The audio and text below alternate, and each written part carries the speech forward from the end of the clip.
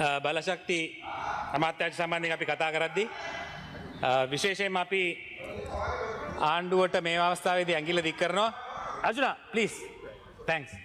අපි කෙලින්ම ආණ්ඩුවෙන් අහනවා දුන්නු පොරොන්දු විශාල ප්‍රමාණයක් මම හිතන්නේ බලයට එන්න කලින් පෙට්‍රල් සම්බන්ධයෙන් කිව්වා ඩීසල් සම්බන්ධයෙන් කිව්වා ලයිට් බිල මන් දන්නේ නැහැ මම හිතන්නේ මම ඒක දිගින් දිගටම කියන්න ඕනේ කියලා විශාල බොරු ප්‍රමාණයක් ගහලා තමයි මේ ආණ්ඩුව බලයට ආවේ. මම හිතනවා මනෝගණේශ මහත්මයා මේ පචවලට බදු ගැහුවොත් එහෙම මේ පිටරට ණය ටික භාගයක් ගෙවලා දාන්න පුළුවන් ජනාධිපතිතුමාගේ පච ටිකෙන්.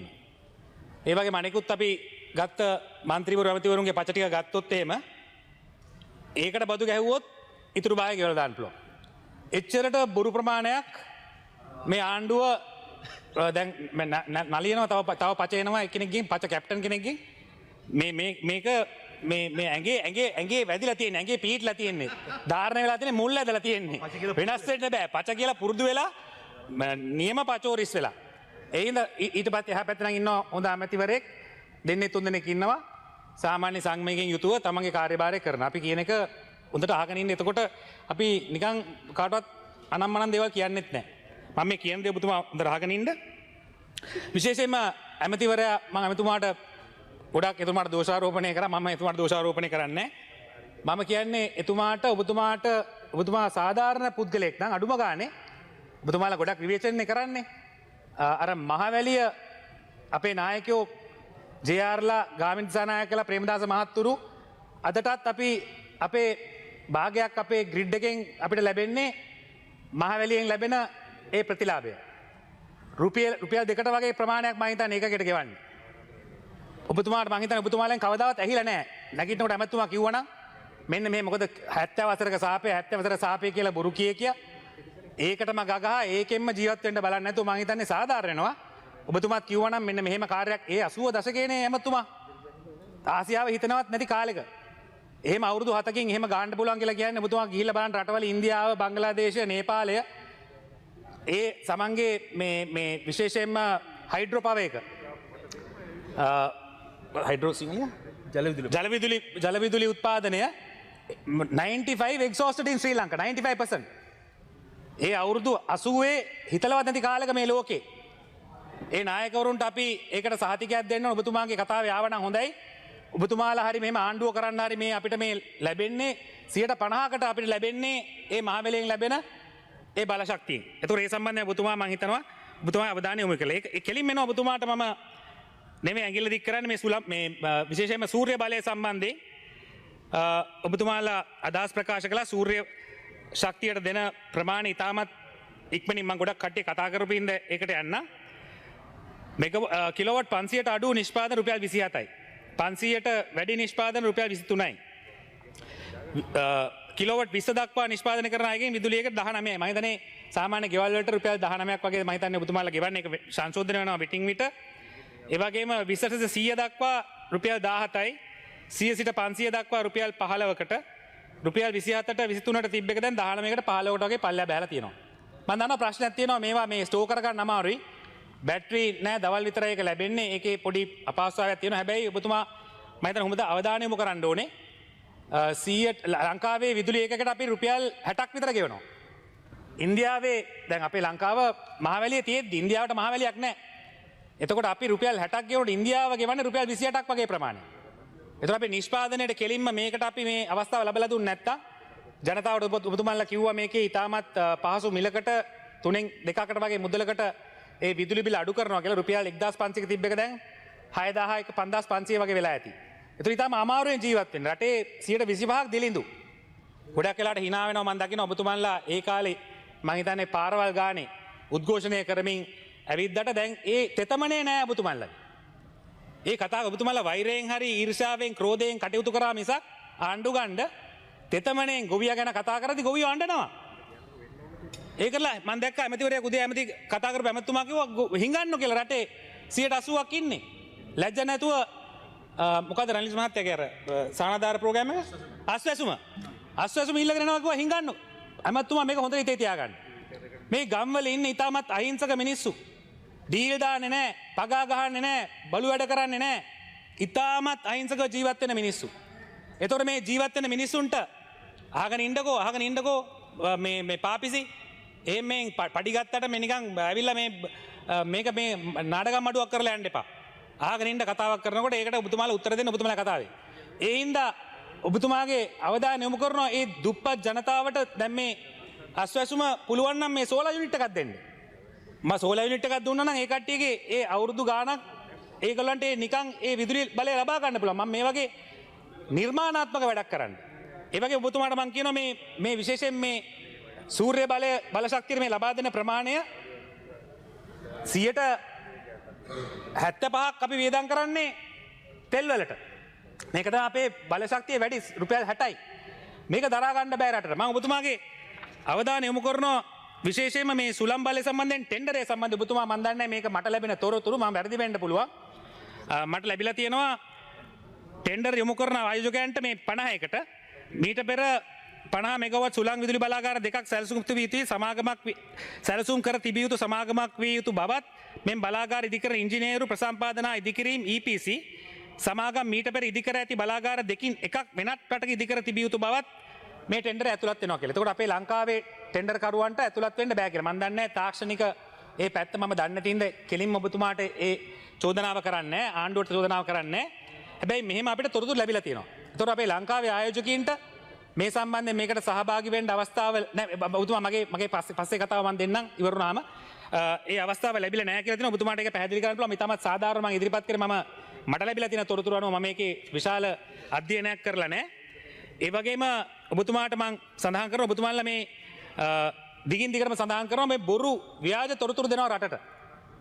ඔබතුමා දන්නවා මම හිතන්නේ ඔබතුමාට මේ කිව්වොත් ඔබතුමා පිළිගන්නවා ඇති ජනාධිපතිවරයාත් බොරු කියනවා ආණ්ඩුවේ මන්ත්‍රීවරුත් බොරු කියනවා. මොකද්ද ඔබතුමා කියනවා දැන් මේ අදානිගේ මෙගාවට් 500 සම්බන්ධයෙන් ඔබතුමාලා අදහස් ප්‍රකාශ කරනවා 50 දුන්නා ඩොලර් 7.3යි 50ට නැත්තම් 4කට ඒ හින්දා අදානි ගණ්ඩාවේ 8කට කියලා. ඔබතුමා දන්නවා කොච්චර අමාරුද මේ 500ක මෙගාවට් මේ යාන්ත්‍රණයක් ක්‍රියාත්මක කරන්න නැත්නම් ඒක නිර්මාණය කරන්න ලොජිස්ටික්ස් වලට යන වියදම. මම නිකමට හොයලා ගත්තා මම බැලුවා මේක ඇත්තද කියලා කතාව. ඔබතුමාලා කියනවා මේක මේ ටෙන්ඩරේ දුන්නේ වැඩි ගානකට මීට අඩුවට ගන්න පුළුවන් කියලා ජනාධිපතිවරයා හැම වෙලේම කියනවා.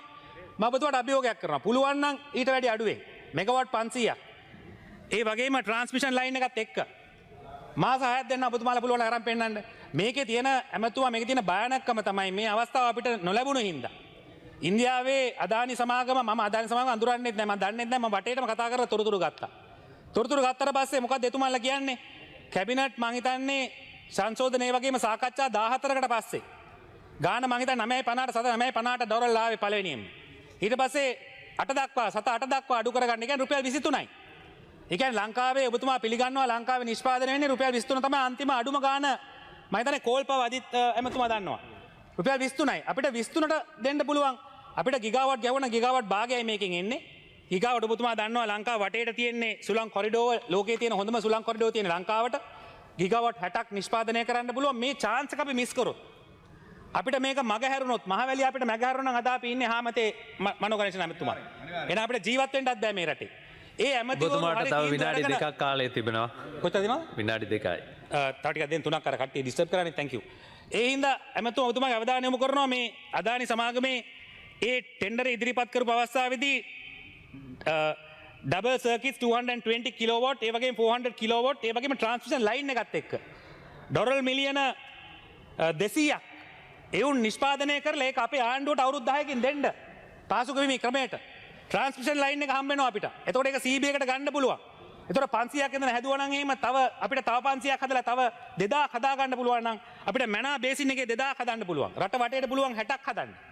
එතකොට අපිට ගිගාවට් දෙකක් හැදුවා නම් මැනා බේසින් එකේ ඇමතුමා අපිට රුපියල් 23ට දෙන්න පුළුවන් විදුලි ඒකයක් මනෝගණේෂ ඇමතුමා. වතුකරේ ජනතාවට අපිට අඩුවෙන් දෙන්න පුළුවන්. පඩි වැඩි කරනවා වගේම අඩුවෙන් අපිට ඒ විදුලිය දෙන්න පුළුවන් රුපියල් 750කට 6000 බිල 750ට ගේන්න පුළුවන්. රුපියල් 60කට ඒකකයක් දෙන්නේ. මේ chance එක නැති කරගත්ත ඉඳ බොරු කියලා 50ක් දුන්නා 4.50ට 4ට දුන්නා මේක 8ට ගියේ කියලා පච ගහන්න එපා රටට. මේ 500 මෙගාවොට් එක මේ ගානට ගේන්න බෑ ලෝකේ කොහෙවත්. ෆිලිපීනේ යනවා 7-8ක්. ඒ වගේම අප්‍රිකාව යනවා 7-13ක් 7-14ක්. මෙන්න මේ වගේ ප්‍රමාණයක් අනිත් රට අපේ රටවල මම ඇහුවා ඇයි ගණන් කියලා අදානි සමයෙන් කතා කරලා. එතුමාලා කිව්වා ලොජිස්ටික්ස් ඉන්දියාවේ සත 4ට පුළුවන්. මොකද ඉන්දියාවේ ලොජිස්ටික්ස් ඔක්කොම භාණ්ඩ ටික ඉන්දියාවේ තියෙනවා. ලංකාවේ මේ භාණ්ඩ නැහැ. මේ භාණ්ඩ ලංකාවට ගේන්න ඕනේ. ඒ හැදුවා නම් අදානි අද ලංකාවට ආවා නම් ගරු ඇමතුමා ලංකාව අද ජාත්‍යන්තරය අවදානට ලක් වෙනවා. මොකද්ද ලංකාව අවදානට ලක් වෙන්නේ? මොකද්ද ජනාධිපතිතුමා ගිහිල්ලා කතා කරන්නේ? පොඩි හනුම ගැන කතා කරනවා. ලොකු හනුම තමයි ගිනි තිබ්බේ ගිහිල්ලා.